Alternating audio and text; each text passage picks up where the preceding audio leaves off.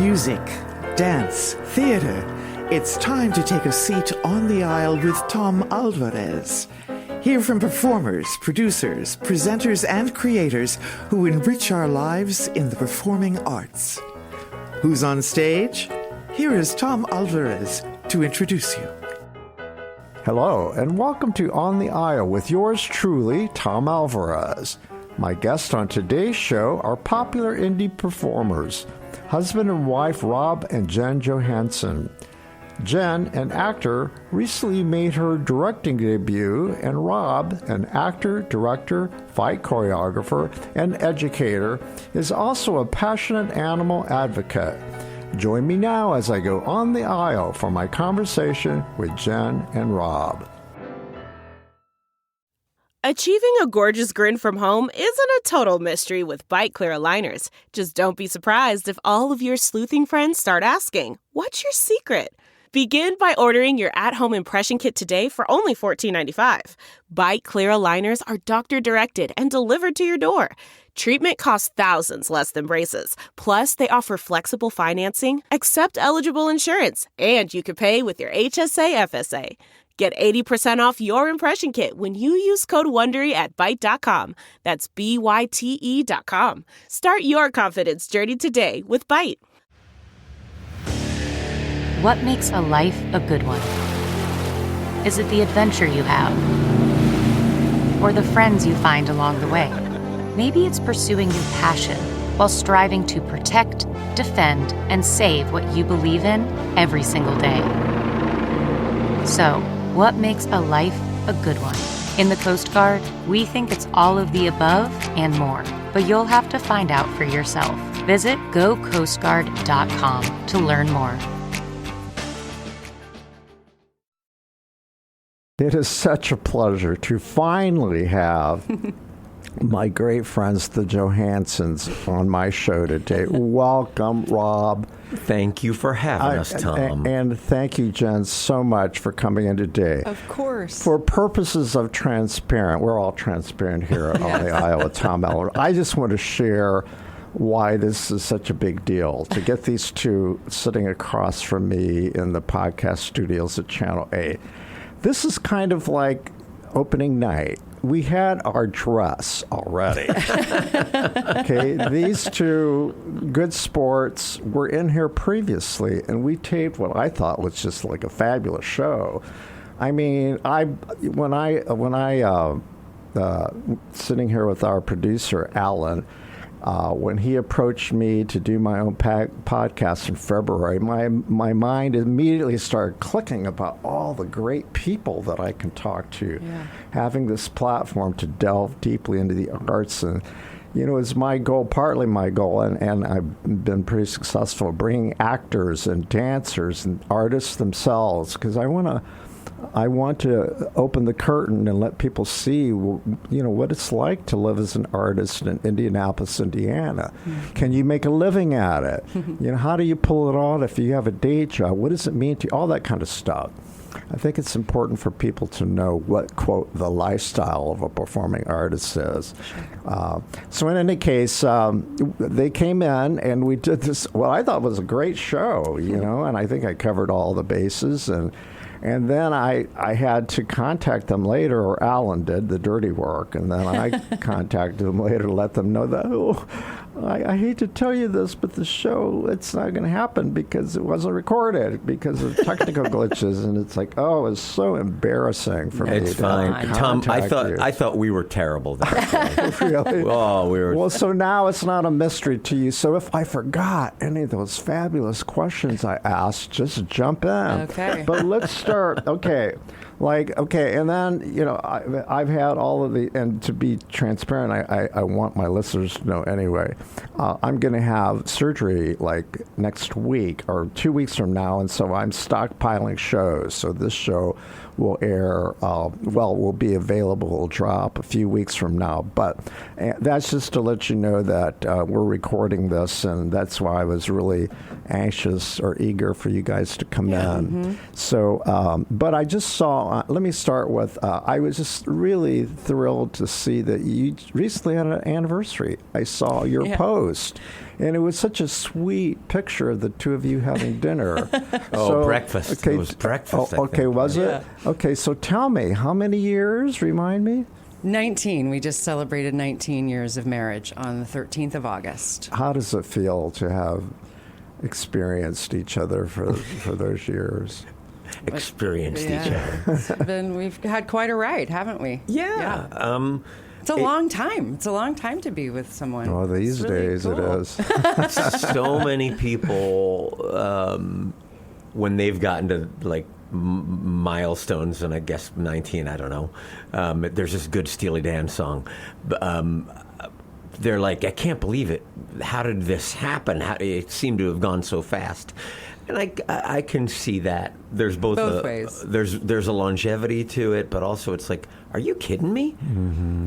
And I have to admit, we got to the point where, was it the night before our anniversary? Yeah. Jen goes, tomorrow's our anniversary. And I was like, I had absolutely no clue.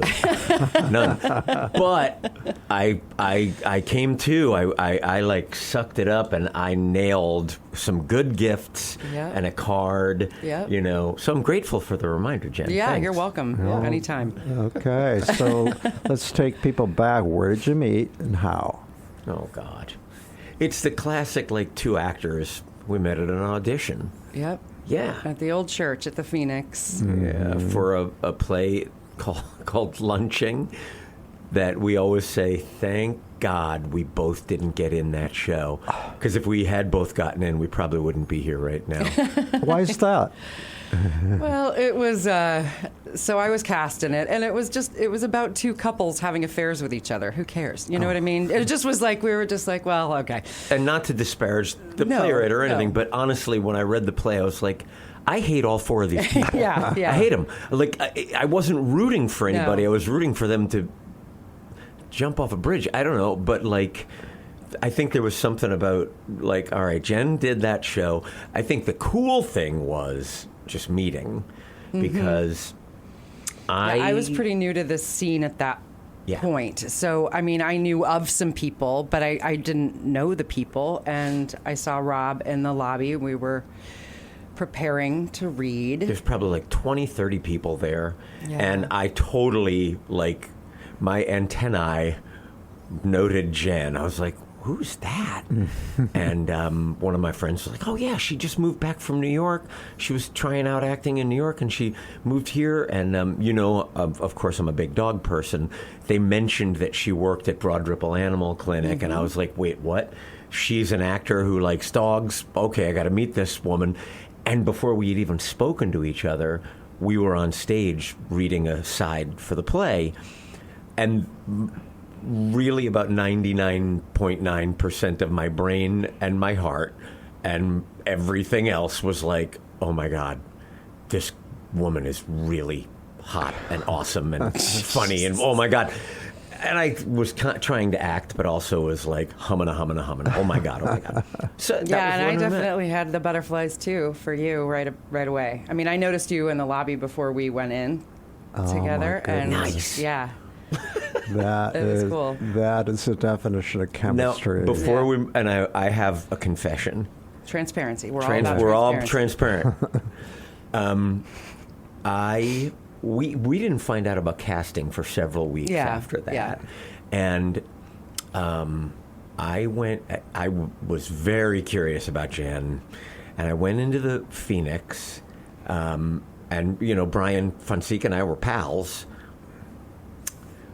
Now, this is the truth. I walked in, and on the top of Brian's desk was Jen's resume. And I was like, I mean, I'm not moving any papers. It's right there. And I did it. I took down her phone number. And I hemmed and hawed for, I think, a day or two. Like, should I call? Is this... Yeah, it probably wasn't appropriate, but I took it down. I called her. She answers the phone, and I'm like, hey, Jen, it's Rob Johansen. And she was like, hey. Yeah. And I was like, okay, good. She remembers me, and she sounds happy that I'm calling. I'm like, have you heard anything about that show? And she goes, no. And you can chime in if you want, or I can just write out this story. She goes, no, I'm actually out of town. I'm in New Jersey. And I was like, no way, I grew up in New Jersey. And she's like, yeah. Oh, well, I'm at this nice, quaint town called Westfield. I was like, oh, that's my hometown. And I'm thinking right away, we're going to get married. Like, she's in my hometown. This is meant to be. She goes, yeah, I'm about to have dinner at this place called Ferraro's. I said, that's my favorite pizzeria, and I work there, and oh my God. And I'm like, this is the greatest. And she goes, yeah, my boyfriend and I are here. He has friends out here. Oh. And I crumpled. Yeah. And you tried to tap dance your way out of, like, you were just, okay, cool. Oh, cool, yeah, great. Cool. Yeah. Oh, great, I'm glad your boyfriend. Great. Yeah. And I was, in my back of my mind, I was like, just keep her on the phone for like 4 minutes so you don't clearly have a meltdown, a depression in front of her. So we talked for a couple minutes. We promised, like, well, if you hear anything about the show, we'll call each other. Have fun in Westfield. I hung up the phone, and I sat on my kitchen counter until it got dark. And I didn't turn on a light. I hadn't dated anyone for a while, and I really, for like that 15-minute phone conversation, I was like, I've met my wife. This is amazing. Well, I did. Yeah. Just didn't know at that moment. It would be a few months before I got out of that terrible relationship. And what was your reaction to what was your reaction to this conversation? I mean, I thought it was amazing. I was psyched that he was calling me. Yeah. I was like, oh my gosh, okay, he wants to talk to me about, I mean, I loved it. I thought the connections were uncanny. Was it hard for you to tell him that you had a boyfriend, though? I don't know that it was. I don't remember. I really don't remember. I mean, it was a fact, so... Oh, well. It didn't come up for a while, so maybe you were... Maybe I was. That's a great opening for a comedy. It really is. I was all drawn into that. Yeah. You know what's really cool? Years and years later, after we were married, we went back to Westfield. That's right. And we went to the pizza place. And Yep. Okay, listen, it's time for me to insert myself into this. And guess what? My best friend... Is this a Westfield where Whitney is buried? In the cemetery there, Whitney Houston. That's her hometown. Are you Westfield, New Jersey? That could be. Is it just like this really pretty kind of village? It's the Garden State, New Jersey, not the waste brown strip next to Manhattan. Most people from Indiana think New Jersey is just that. And people can't wonder, like, why is it called the Garden State? It's on their license plate. The place is a pit. Yeah. But when I went there, my best friend, as I said, grew up there. I'll have to tell him about the two of them. Well, he doesn't live here anymore. He lives in Chicago. Okay. But that's great. It's a gorgeous town. Oh, it really is. Yeah. And it's very close-knit, is it not? Yeah, it's a nice village. I mean, I had great friends when I was there. I miss it. The village itself is just really rustic and quaint and all that. It was years ago. It's gotten a little corporate. Oh, yeah. Now. Rob Whitney is buried there, and it draws, like, all of these tourists from all over the world, to the graveyard there. Yeah. Yeah. Okay, so, well, that's a great story. And so you guys continue to... You've been in Indianapolis for how long? And how did you both get here? Well, I'm from here. Okay. Originally, I grew up here. As Rob mentioned earlier... where did you go to high school? I went to Park Tudor, second grade on. Okay. So, and I still have very, very close friends from that time. You got a great education. I did, yeah. And that's where I fell in love with theater, really because it's, obviously known for its academia. I was not... I was actually diagnosed with ADD later in my life, but I struggled a lot in school. And when I was growing up, dyslexia was the only sort of learning difference that was really known or acknowledged. So I actually ended up going through a lot of IQ testing and all this stuff that we don't even need to go into. But I had a lot of insecurity around the academia portion of things. My interest was there, but I just had a hard time really doing well with tests and things like that. So finding theater there in elementary school and then on through high school really helped give me confidence. And I felt like it was something I had a natural aptitude for. And I just leaned into that. And would you say you met your tribe there too? Because I know if you have difficulties such as you had, it's hard to make friends, is it not? I have always been able to make friends. That's been one of my skill sets from the get-go. My mom would tell a story because my dad left when I was 2, so raised by a working single mom. And she would take me to summer camp, and she'd drop me off at a place that when I was like 7 years old, I remember she dropped me off, and I didn't know anybody. And by the time she picked me up, like everybody was like, "Bye, Jenny, see ya." You know what I mean? Like that's like my superpower. Really was making friends. That's the opposite of what you hear from so many actors, that they are like shy and withdrawn. Sure. But when they blossom when they're on stage. Sure. But that wasn't you. No. I think I did have some shyness, and I did have some shyness too. But I think I've always been more of an extrovert. I mean, I think I do have some introvert characteristics, but I'm definitely more of an extrovert. And after Park Tudor, where did you go on? So after that college? long stay at one school, I hopped around to lots of schools. So I ended up, I didn't actually complete my college degree until I was in my mid-30s. But I had started studying theater. I ended up at Hanover College with a really terrific director and mentor, Tom Evans. Very small department. Just was really encouraging. Basically said, if you can do anything else, do it, because this is really hard. But if you can't not do it, I think you got a shot, and that meant the world to me. Tom Evans, he's a very prestigious reputation. Is he still alive? He is, yeah. Okay. Still are you splits still in time. contact with him? Yes. And he and his wife, Barbara, split time between their small apartment in New York and actually a property still down in Hanover. Wow. So I get to see him once in a while and have some email correspondence. Okay, so when did you graduate? You said that you completed your degree when you were in your 30s. Yeah, so I went to Hanover. I then left Hanover to pursue, I got the acting apprenticeship at Actors Theater of Louisville. Okay. And sort of on the momentum of that, and I was 22, moved to New York with about half of my cohort from the apprenticeship. And really no focus beyond just get out there and audition. And it was tough. And I was out there for about 2.5 years. It was just not my city. I didn't like who I was going to have to be to stay there. Kind of a thicker skin, all of these, and I think I just didn't have any real focus. I wasn't like joining a program or, you know what I mean? So I didn't have that kind of structure to ground me.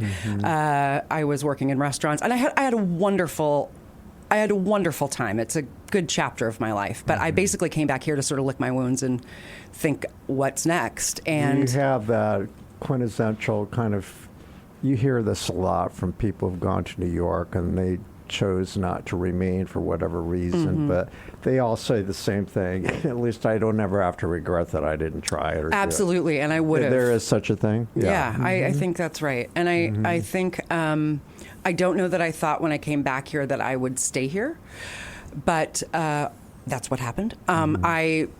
So I got this job at the Broad Ripple Animal Clinic and client service representative. I don't have any vet tech training or anything, but so I was answering phones and pulling files and getting meds together and things like that. And I thought maybe I should finish my degree. But I was self-conscious. I find this adorable now. I was self-conscious about being a 26-year-old, non-traditional student. And like I said, I'd gone to a few schools at this point. So I decided to go to IUPUI. I figured I'd be able to blend in there the best. But of course, I couldn't have a theater degree, so I had to focus on communications. And it was almost like starting over with so many things. Were you a student of the Webbs, the couple? I know them, For but those I was listening, not. Dorothy and her husband, what was his first name? Whatever. The Webbs. They they had a little theater. They had a little theater, and they trained a lot of Indianapolis actors, and some who went on to have great careers. John Sarno, for instance, is always raving about his IUPUI years. Do you know John? He's an actor, director, lives in New York City. He actually did some work at Broadway Playhouse and at Phoenix under Brian. By the way, of course, we're going to talk about Brian at length at some point. But Rob, how about you? Tell me about how you tell me about your educational background. I went to a real small undergrad school in Wilkes-Barre, Pennsylvania. If you don't know Wilkes-Barre, it's right next to Scranton. So if you know The Office, that's where The Office took place. But when I joined Wilkes, I think we had 7 theater majors in the whole school. And I loved the size of it because you did everything. You could be a lead in the show and be the master carpenter, I think I did 16 productions in 3 years there, which is a lot. And then I went to L.A. for 1 year, which was dumb, real dumb. I had a really good time. I like that Jen went to New York. I went to L.A. because I was from New York. I knew one person in Los Angeles. Did you want to be a film star? No, I was a mess. I graduated from I was going to say high school. I graduated from college, and was really lost. Like first off, I never thought I could make a career through acting. I just thought, well, that's something fun you do in school. And now you got to get a real job. So I got easily the worst job I've ever had in my life for 6 months, and I don't need to go into that. But there's good stories there, and I was having dreams every night that my teeth were falling out because I was just stressed and I hated my life. I called an old professor of mine who lived in L.A. and Walter Kelly. He's no longer with us, but I remember on the phone he was like, "Rob, you need to become an Angelino."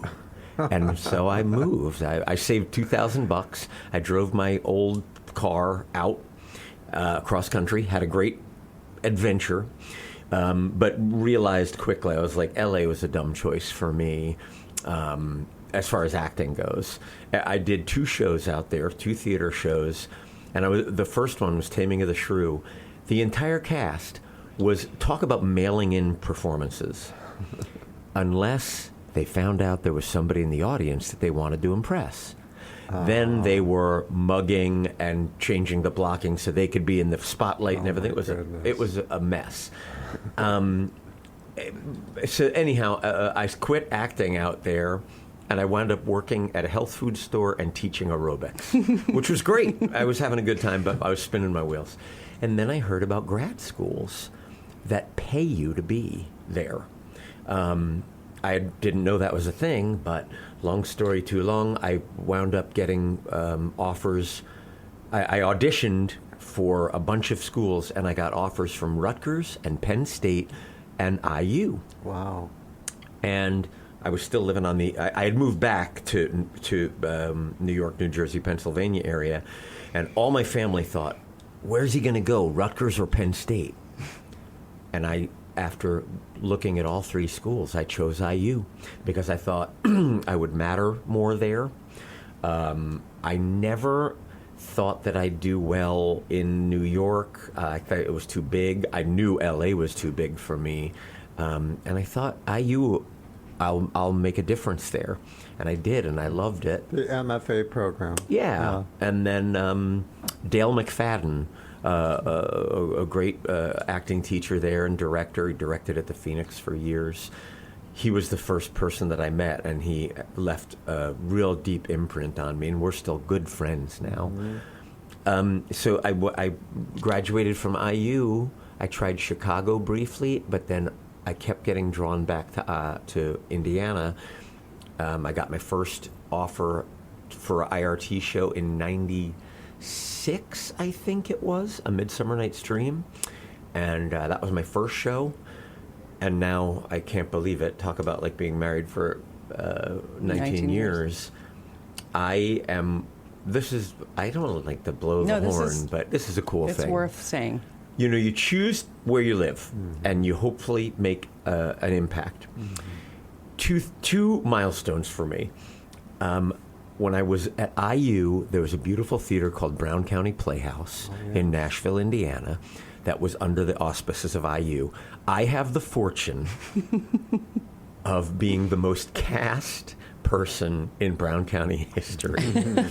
And when I was told that by Marilyn Norris, there's a lovely woman who used to work at IU, she said, "Rob, I want to tell you, as you sign this contract, you have now become the most cast actor in Brown County history."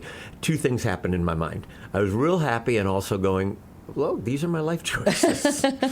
You'll never hear that you're the most cast Broadway actor or whatever. This is where you wanted to live, and it's great. And along with that, and I'm real proud of both of these things, there's only 4 actors in IRT's history that have been in over 50 productions, and I'm very lucky to be one of them. Well, that's wonderful. And it's another reason I wanted you on the show and why you're at the top of my list. I've been covering theater, as you know, for nearly 45 years as a critic and arts journalist, and there are very few people like you and Jen who can claim that you make a living at what you do. And I know you have other interests, and we'll get into animals, because I'm an animal lover as well. I know. And I happen to think there are some similarities amongst people who love the arts and animals. Absolutely. Oftentimes I find we all have the same kind of souls and empathy and compassion and kindness. I like to think that anyway. Yeah. But that's been my experience. But anyway, the fact that you've been able to make a living and that you've done the work that you've done, and I could say comfortably that I've seen a majority of your body of work. I truly believe that's the case. If I go back and look at all the stuff I've written about both of you, it could be a book. The reviews, though, and I don't believe, I've said this before, I don't believe in professional distance because many of the people that I cover are my friends because I also am an actor and, I have my foot in all kinds of things. And of course, the venues that you've worked at, we have a lot of people in common. But let's talk about your careers in general. Okay. And they involve the IRT and the Phoenix prominently, right? Yeah. So let's talk about your shared history. Let's start with Brian Fonseca. And for those who don't know who Brian is, Brian unfortunately passed away from COVID. It'll be 4 years this year. Yeah, it's been 4 years. And his loss has been profound for me and for the two of you, I know, because you also had close relationship with him. And I was one of the founders of the Phoenix Theater. That's probably one of the things I'm most proud of. I remember when Brian showed up at who she eventually became a board member, but she hosted a gathering of about 10 of us, people that Brian knew, and he invited these people to her home, and I'll just never forget him standing there in the living room as we're munching on our appetizers, and he's making a pitch for the Phoenix Theater. This is the theater that I'd like, and many of these were his supporters from the Broadway Playhouse.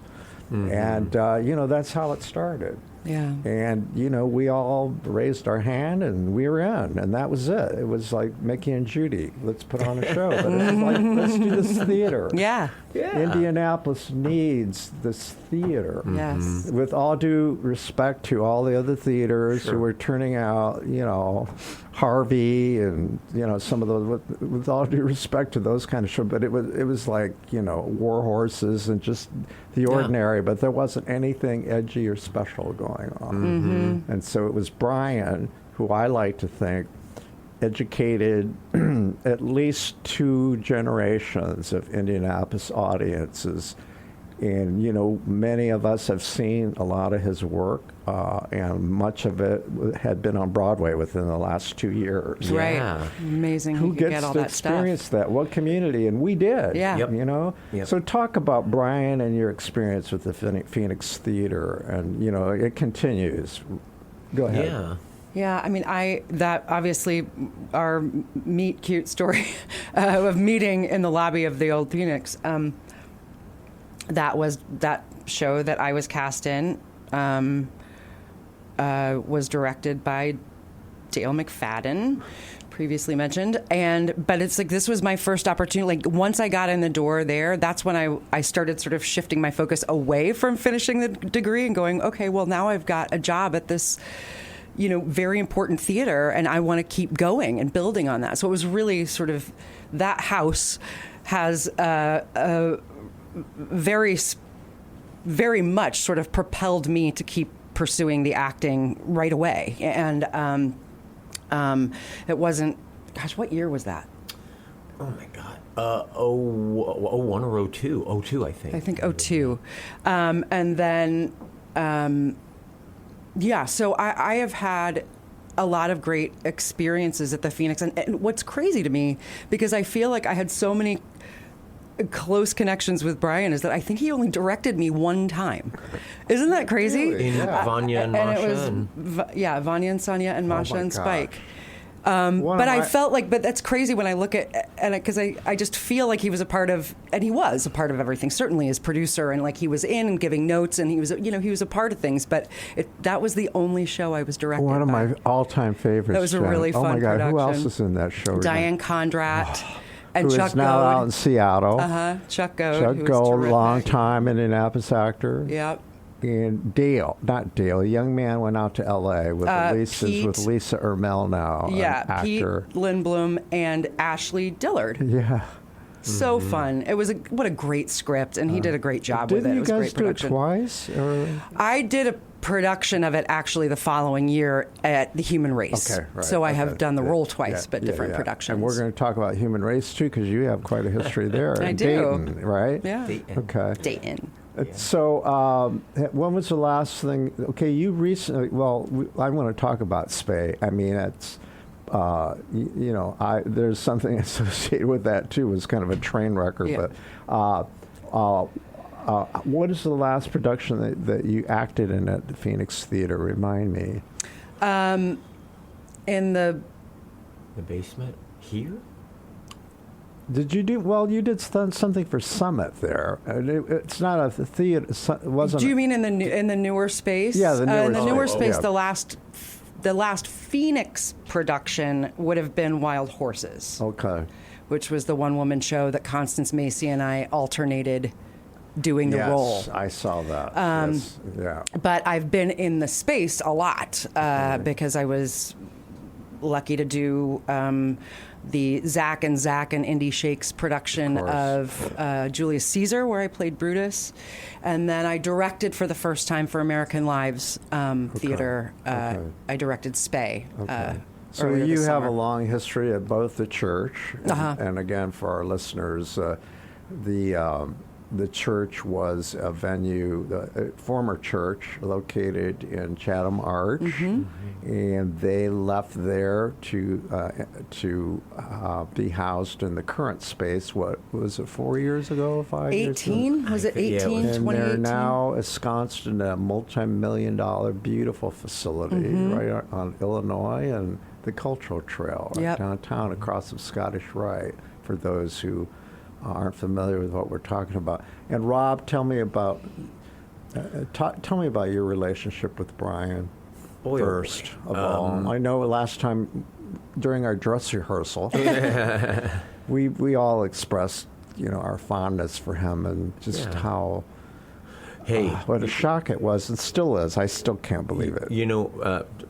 Since we're being transparent, and I think Brian would love this, Brian and I had a really, really special relationship, and that included wonderful things, and that included hard things. There was a stage manager, the lead stage manager of the Old Phoenix, lovely woman named Chelsea Stauffer. Both Chelsea and I come from really big and really dysfunctional families where there's a deep, deep love. There's a lot of addiction. A lot of difficulties, but most over, it's love. And we both used to say, we get along really well with Brian because of the families we come from. Because we can have one day where we are in a really tough spot we're argumentative and problematic, and it's like I want to leave. This sucks, and then the next day it's great. I want to be front-footed with that by saying that it absolutely was not hearts and flowers, but it was one of the most loving relationships that I've known, in that he trusted me as an actor. He liked me as a human. He would ask things of me that, like, some people would be like, "You're an equity actor. You can't go put out traffic cones for Brian," And I was like, "Yes, I absolutely can. I understand. This is the Phoenix. It's okay. I'm going to go do that. I'm going to stop my warm up. I'm going to go put out traffic cones for him, and then it'll be fine." But you talk about Brian finding these projects, which it's like, how did you get shows like Sweat? Or The Cripple of Inishman, these shows that were just on Broadway. A Longtime Companion, the list goes on. Yeah. And on and on. And here's the really cool thing. Like, he would come to me and say, like, "I want you in this show. I want you in this show. I trust you for this show." And I had to audition sometimes, but I think I had gotten to a point where he was like, "We understand how we work together. I like working with you. I trust your talent." And to be offered stuff rather than like, "Well, you gotta tap dance for this," and auditioning is great, but man, that's really special. Well, Brian took a lot of heat from some people that I see it as it's a form of repertory. You pick people you work with before because you trust them, And so, people complain that he precast people and that sort of, that he had favoritism going on and blah, blah, blah. But, he had a really good instinct about casting, and he was really good at it. So, and the only thing that I would say is, at least, if he had run like an audition and already had a cast, I could see people getting upset about that. But I think most everybody in their career have great moments where they're like, "Oh my God, I got offered a role just out of the blue." Your comment as well about how he trusted actors. I know my own, I was in about 2 or 3 plays that he directed, and I was, at the time I was really intimidated. Brian was my friend, and I was one of his board members, but I also was one of his actors, so I had to compartmentalize all of these relationships I had with him. And he did that frequently with a lot of people, And yet, on stage, I was really intimidated by the fact that he didn't give much direction to actors. You only heard something from him if he didn't like it. Right. And that was really hard for me to navigate. I didn't have the kind of experience that you did or the training. Well, I had some, but not the level you did. But, finally I got used to that and was able then. It actually gave me more freedom, because I got rid of that insecurity. I feel like Brian, and this was his MO, and this is a positive and a negative. People would be like, he casts people that he knows are going to find their way in this role.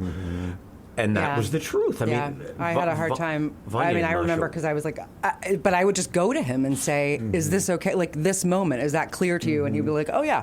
So, but rather than me going, "Okay, he's not saying anything. Is that because he thinks he can't change anything, or he's just given up on me?" I mean, it's just easy for our dumb actor brains to think that we're just doing a terrible job, but really he was, I have to, and that show was so brilliant. And before we get off the Brian, the Phoenix, I have to say, doing 4 very Phoenix Xmas shows. Highlight them. One of them, I'm lucky I have a lot of highlights. Man, I wouldn't trade that for anything, because I love sketch comedy. I love being a dumbass. And Brian starts celebrating Christmas in July. and the skits that we found, and the he asked me to do aerial silks, which was insane. We had a ball. My God, I love Christmas Carol so much, but I'm really grateful for those 4 years. The last, and I don't know, I should post it sometime, but the last interview he did was with yours truly. I took my tape recorder or my phone over to the Fonseca Theater while he was still alive, and he had little Buddy, his adopted dog. Were you responsible for little Buddy? Yes, I did. I set them up. Did he find a good home, little Buddy? Oh, yeah. And I took the last photo of the two of them together as well to use in my in my story and my online column profile. But Brian had Christmas music playing, and it was like the middle of the summer. Actually, it's just a couple of months before he passed away, so it would have been like in June. Yeah. Christmas. He was getting ready for Christmas in July. Yeah, that's right. He loved it, and I just got the biggest kick out of that. Yep. But, I'm sure you had lots of things in common with him. Of course, the fact that he was, part Mexican, and I'm Mexican as well of heritage. We both love Day of the Dead. My house is filled with it. His house was, and so on and so forth. So, but anyway, just so many fond memories.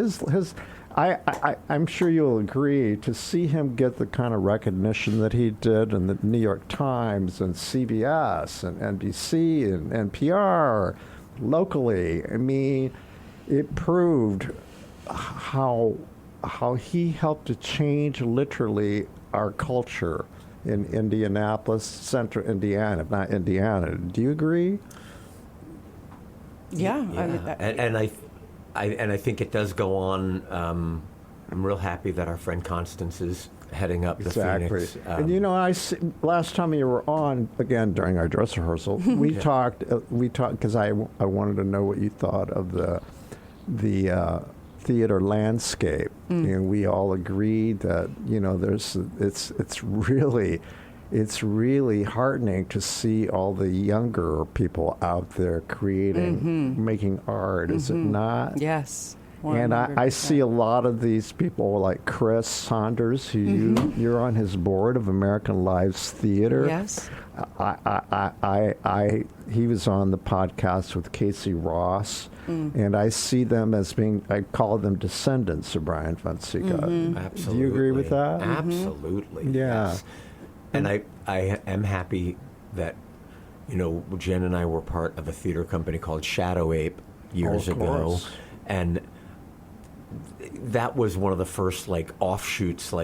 Here are a bunch of independent artists that are coming together to try and produce some things that don't get produced in town, akin to what Brian was trying to bring to the Phoenix. And I look back almost 20 years ago, and I look at the town, how many theater companies there are now. And not to say, that's going to sound like, Rob's going to say Shadow Ape was but honestly, back then, there weren't a lot. No, there weren't. Right. So I like to think we had a little bit of sort of jump-starting. Remind me of the sketch, which I shall never forget, the one with the candy Easter bunnies. What are they called? Not a Peep. That was our favorite one that we never recorded. We never videoed that. And tell my listeners what that was. What was it called? Okay. Yeah. We did that at Fringe, and you know what? What was the title again? Not a Peep. Not a Peep. And that's, the Peep. So here's the deal with that. I'm a fight choreographer. Oh, of course. I had just finished choreographing 2 different Romeo and Juliets, and I'm almost at 30. I don't need to do it again. But I had done that, and they were both really kind of depressing productions. And I was like, I want to do a funny fight scene. Where would be the funniest place to see a fight to the death? Right. As I'm thinking this, I went to pick up our taxes, me and Jen.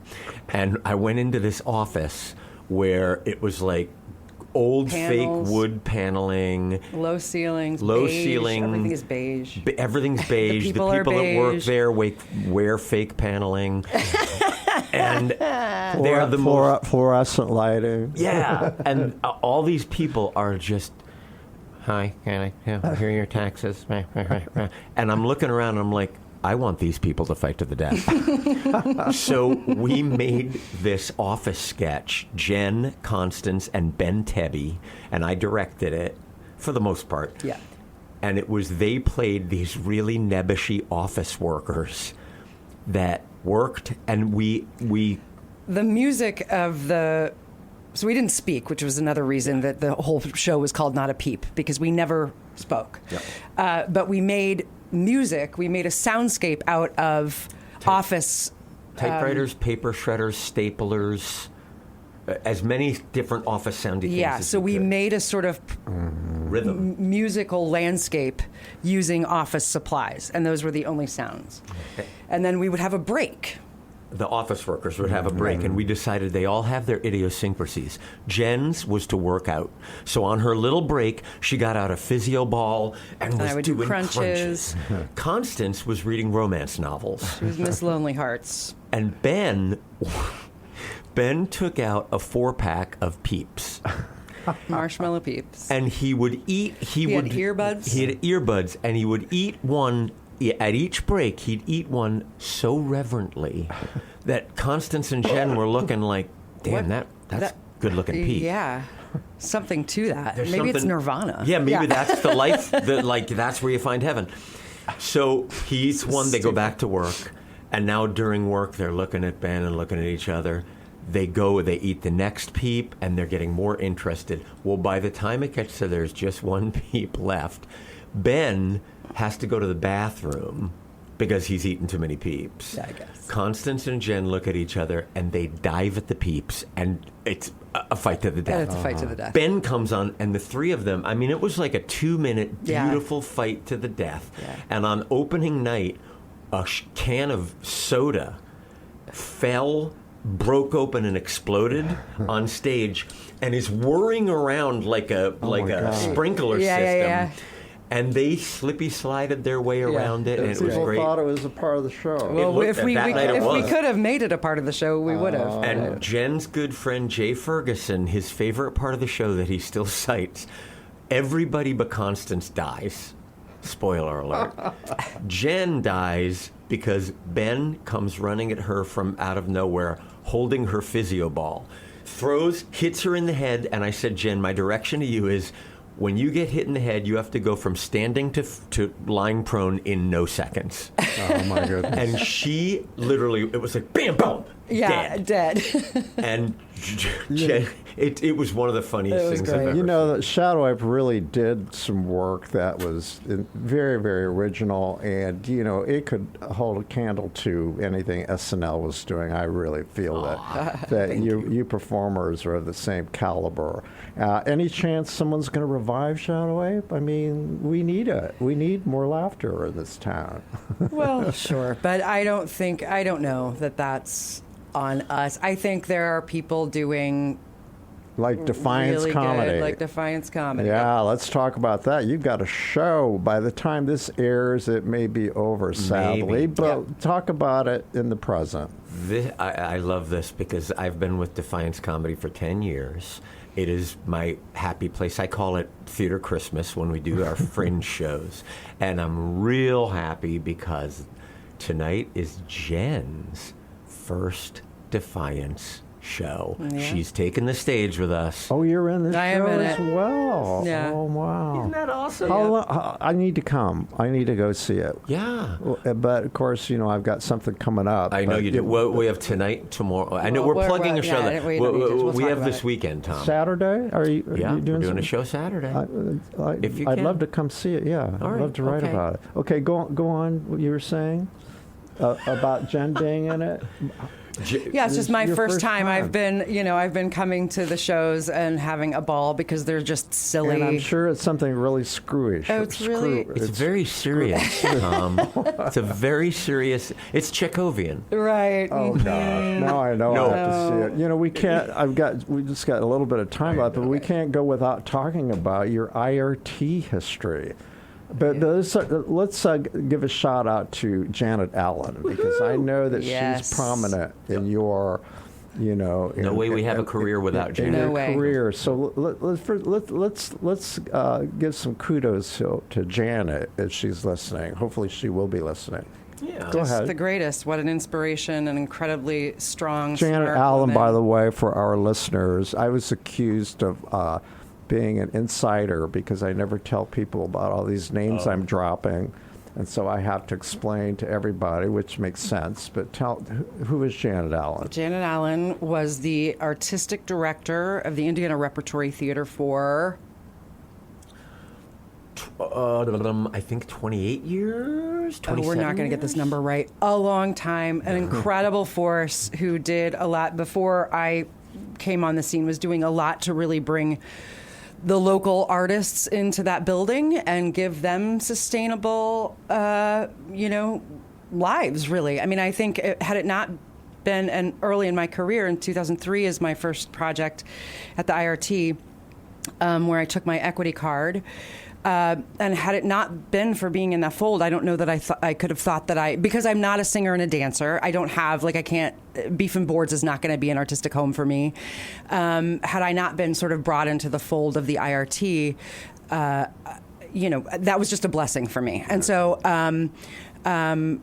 Janet is just an incredible mentor, and she's incredibly loving and direct, and you can say that again. Yeah. Yes, indeed. Helped loved me about start her. to thicken my skin. You knew too. where you stood with her. You did. Yeah. And I it's not a surprise. Of course, I wanted to make her proud. I mean, immense respect for that woman, and her opinion mattered to me, a lot. And I wanted... I like what you said about how, up to that point, Tom Haas and the founders, they often cast from people in New York. Mm-hmm. They held New York auditions.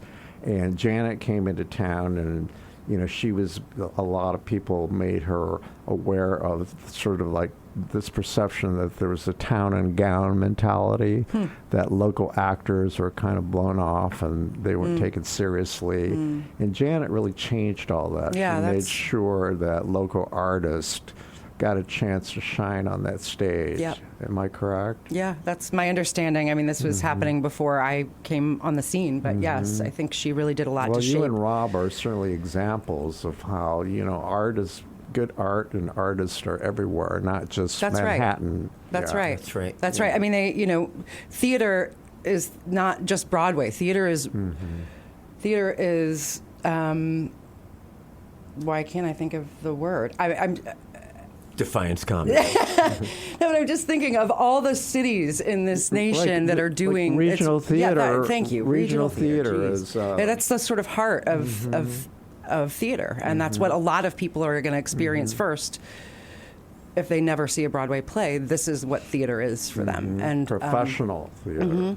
And just having an opportunity to be in this city, having had the opportunity to work so much in this city over the last 20 years. Not to mention having the support of all the incredible designers behind you. Yes. All of the But just building community together, and it's like these are people you'll see at the grocery store or at, you know what I mean? That it's like you really feel a part of the community, I think. Yeah. And Rob, what was your IRT? Well, it continues. I'm sure they'll ask you back. I mean, I've seen... one role that I just will never ever forget is you're rubbery. You are you're rubbery. You can you transform. For 1 minute, I thought you named a character, and I was like, "You're rubbery." You're nimble. Oh, thanks. When you transform, your body. You can do anything with that body of yours. Like one comes to mind. Were you in 39 Steps? Sure was. How many characters did you do? A lot. In the 20s. Okay, I remember the drag thing you did. Which Irma one was Vep. that? Irma Vep. Oh my! But there was another drag one. You did another drag one, the upper stage. stage. What was that? Well, I did. Irma Vep was Maybe on the upper character stage. wasn't dragon part anyway. Yeah. But you can. There isn't anything that you can't do. That's very nice of you to say. Well, I think last time we talked, Jen too. You've done a lot of different characters. Mm-hmm. You're a great character actor. Thanks. And I've believed both of you. I've never seen you as character actors. I mean, personality actors. Right. Those who infuse their own personality. You know, and I don't think there are really many of those here in Indianapolis I've seen, but oh boy, we've got some great character actors. One of my favorite things that I've seen Jen do was Wild Horses. Man, the characters she created were so different. It was, you know, it's funny. We both have done several one-person shows. They weren't anything on my radar like I really want to do a one-person show. I was terrified of them, as you probably should be. But I've done like 5 or 6 full-length and then a bunch of other shorter one-person shows. Anyway, I bring that up because when I saw Wild Horses, halfway through it, I was like, how the freak is she doing this? and that's a real testament. I'm like, this is a high wire act that I've done, and I'm looking at my wife going, I don't know how she's doing. I didn't know that she had all this in her. Huh? or just I think there's such an amazing feat that you watch when you watch somebody do a really good one-person show. Yeah, you two have never done that much together, have you? I thought you were. I've never done a one-person show with Jen. Well, you know, I refer to you as the Lunton Fontaines of Indianapolis. For those who don't know, those are 2 British actors married for 55 years, and they perform together. Also, people like Liz Taylor and I'm blanking on her. Richard Burton, and so on and so forth. But anyway, how many shows have you done together? I don't know. I don't know the number. I mean, probably close to 20, maybe. I would think so. Okay. So we've done a number of We things. did do a 2-person-ish show named Plaza Suite, a Neil Simon Plaza At Suite. the Brown County Playhouse. That was my last Brown County. You know, It was I real want to see sweet. the 2 of you in a production of Private Lives. You Oh, would tear that man. up, don't you think? I love that show. I love that old Noel Coward piece. And we're going to do a 2-person show directed by our good friend Constance Macy in February, March. It's called Newsbreak, really? It's called The Berlin Diaries. Oh, wow. And it's just the 2 of us. 2 characters? Yeah. And it's a crazy script, Tom. Oh, that sounds fabulous. It's about somebody tracing their roots back to the Holocaust. So it's a darkish piece, but a really interesting thing. There's probably 30 characters in the show, and we both play all the characters. So it's not like Jen's the narrator and I'm everybody she meets. We play It's very interesting, a very unique style. When do you get your scripts? We have them. But we started memorizing it, and then we had to stop because of the Defiance show that we're opening and other things. And then, can we say how much time do we have? Can we talk about your injury? And Jen, are you doing Yuletide again? And you've run out of all the played all the women characters. Christmas Carol. I mean, Christmas I Carol. am doing Christmas Carol sorry. again, and I've played a lot of the characters. Well, you've been cast as a man before, so Sure. maybe you could do Scrooge someday. Well, I'm not here to unseat my husband. So. That's fine. You know what? That'd be fun. I'm doing it for the 4th time this winter, and look, I don't need to go. That's fine. If you want to... It's not up to me. I know it's not up to you. But if you want to take it over, I can play... Wouldn't that be fun? Someone's going to do it sooner or later. Yeah, sure. I can play Mrs. Cratchit. Yeah, you sure could. Fezziwig, you could do a great... I've done Fezziwig with once. me. Mrs. Fezziwig, you could... You could do Mrs. Fezziwig. I could. I love it. Wow, this has been so much fun. And, I can't thank you again for making my dream come true to have you 2 on together to chat about your careers. And tell me what, from your heart, tell me what the theater means to you both. Oh gosh, it's everything. I mean, in a lot of ways, while there are still different interests, because theater is life presented. So you have to have a life to be a storyteller, right? But I think just the opportunity as a performer, the opportunity to go on deep dives into different worlds, things that are outside of my experience, and find the commonality that's going to connect me to somebody who's going through something that I have not experienced. Like, that is always a fascinating ride for me. And I think stories bring communities together. I think it helps us see from what we know is a safe place as an audience. I'm in a safe place to experience this thing that is foreign to me and therefore may be scary to me, but I'm in a safe place to experience it and hopefully change something about how you look at that in the real world. You know, I think it has a profound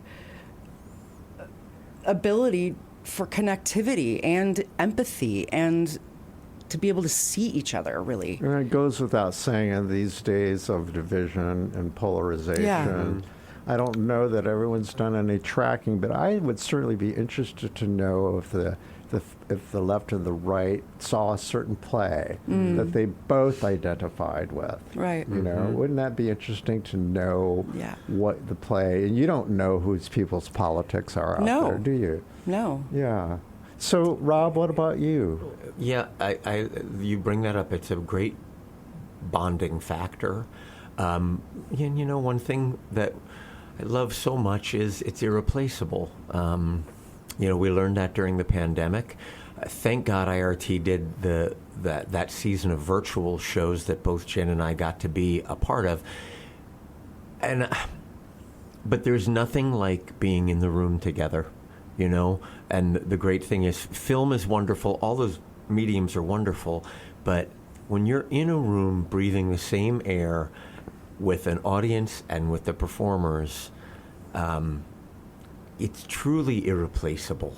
And that goes, we're so lucky we make our living, but I have that magic feeling when I'm at IRT, when I'm at the Phoenix, when I'm at Anderson University, where I teach sometimes, where I'm at a grade school who's doing their first production of Christmas Carol. Jen and I went to Irvington Elementary School. They wanted us to, like, give notes on their first production. And we're in this room, and these kids are nervous and making great strides, and people are laughing, and it's like all from A to Z, from kindergarten all the way through. There's nothing like it being in the room. Magical. Yeah, it's magical. You know, I'm not limited because this isn't sort of broadcast. It's like, okay, hour's up. No. I can't let you go without us talking about critters. Oh my God. You know, I wrote a story about you in my column years back, and I went out to the humane shelter, and oh God, you know, I used to be involved with the city.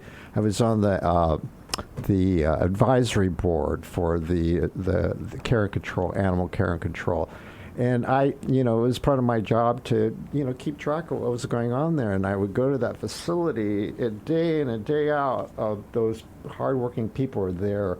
And it was just so heartbreaking to me. I had to do it, but it was so hard. And to go out and visit you and know that you do it consciously, it's become part of your life story. And so you have to tell me about what it's like. And Jen, now I didn't know that you were a vet technician. I was not a vet technician. I just answered phones and everything. You went there because you loved animals, yes, right? Yeah, but I wanted something. So you both have a deep love. Oh, yes. Sure. For yes. animals. Yes. Yeah. I see your Facebook posts about all your doggies. Too. Yeah. So. And hey, one of the first background checks I did on Jen when I was interested in her, I was like, oh, she's got a dog. Okay, we're cool. And it was a rescue dog who was, oh my God, talk about a train wreck of a body. So you end up having a blended family, did you, at that time? We did. Yeah, okay. We did have a blended family. We did. So tell me about your love of doggies. And cats. I presume you like cats, too. Cats are wonderful. Okay. But I'm definitely more a dog person. Well, it's funny that dogs require a bit more care, of course, because they need that exercise. Cats, man, at the shelter have it most of them have it really sweet. They share a common room, lots of places for them to jump around, so they get a lot of exercise that way. Anyhow, my whole life I have loved dogs. I've had close relationships to dogs. My family's always loved dogs. And I've noted for years that there's a problem across the country, but Indianapolis has a bit of an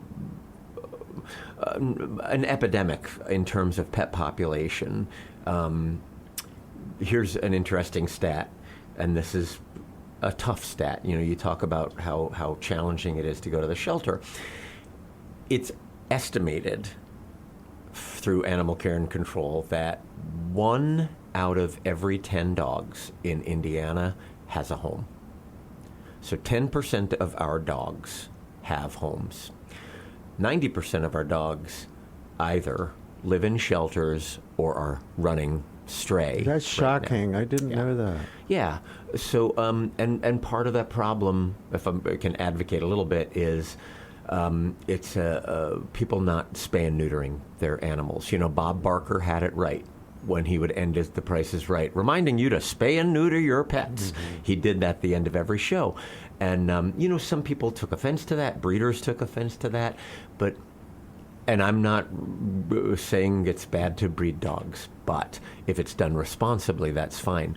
The problem is there are places in our community where people don't walk their dogs; they let them run free, and they're not spayed or neutered. Well, what do you think is going to happen? And mama dogs can become mamas when they're 5 months old. They can. Did you know that a mama dog can get impregnated twice in the same litter by two different papas? So population can go. It can become the movie Gremlins very fast. So I'm an advocate to try to control that population and take care of the dogs that we have now. So people can get involved in this cause. What would you suggest they do? First of all, you're at the Humane Shelter regularly, correct? I work at the Humane Society and also down at IACS at Indianapolis. Do you know the website address? IndyHumane.org, and the IACS one is going to change. That's a government facility. Yes. But if you look up IACS, it would come up. What are immediate needs that people can do right now? It's great. Anybody, I've had so many people say I could never go in and work with the dogs. It would break my heart. We don't have to. We have some people that just go in and do laundry, which is a constant need. We have people that donate. That's absolutely wonderful. But if you want to be hands-on, you can come in and clean. You can do laundry. There's also foster programs where if you don't want to go into a shelter, but if you have the availability, and you guys listening, this is a huge need. If you think that you can spend a couple of days, a week, a month taking care of a dog, or a cat, giving them a break from the shelter will save their life. The shelter can be so stressful for an animal, so bringing them into your home gives them a break and also teaches them about what it is to be in a home. Jen, how do you support this man in the work that he does? I try and cheerlead him. I volunteered for a while at Indy Humane and sort of fell off of it really when we had our special needs pup. But it's very hard. I don't know if I would get back into cleaning or something, but it's hard. It takes a special person. It takes a special kind of person to be able to day in and day out handle the cacophony and the it's hard work. And I had a lot of pride in doing it, and I'm sorry that I'm not now, and I would like to find my way back to some sort of hands-on support as well. But maybe we just start fostering a little bit more. Maybe. But anyway, I just, I'm I'm a cheerleader. He's an amazing man, and that's why I married him. Well, I, as I said earlier, I really believe there is a connection with many of my listeners. Obviously, my audience are art lovers, and they often tend to be animal lovers as well. So maybe you'll, as a result of your making that plug, maybe some people step forward. You guys, again, what a wonderful opportunity this has been for me to get to know you better. Thank you. Hey, Tom, real quick, I love that you talked about, like, when people come together, you don't know their political leanings, anything like that. I have had multiple times regarding animals where I am clearly working with somebody who doesn't share my political views. But the fact that we're both working on animal care, we come together. And I really believe, maybe this is oversimplification, if everybody in the country, you take, I'm on this side, you're on this side, here is a dog. Let's take care of him. Problem solved. I think we would be fine. I think that's my solution for the division in America. That's a public service announcement. That's right. Maybe I can help put that together Sure. for you. Yeah. Thank you so much. Thank you, And Tom. I look forward to seeing you on any stage you're going to appear on. And again, thank you for being here. Thanks for having us, This Tom. was real fun. Our thanks go out to our media sponsor, Urban Times. Urban Times is a monthly news magazine which serves as the official neighborhood newsletter for 16 Indianapolis neighborhoods, offering news about development, arts and entertainment, and from the business community. Who will take center stage on the podcast next? Your seat on the aisle with Tom Alvarez awaits. Follow Tom on Facebook, Instagram, Twitter, and TikTok, and make sure to visit tomalvarez.studio. Watch Tom every other Thursday on Lifestyle Live on Wish TV, and make sure to listen every week here on the All Indiana Podcast Network.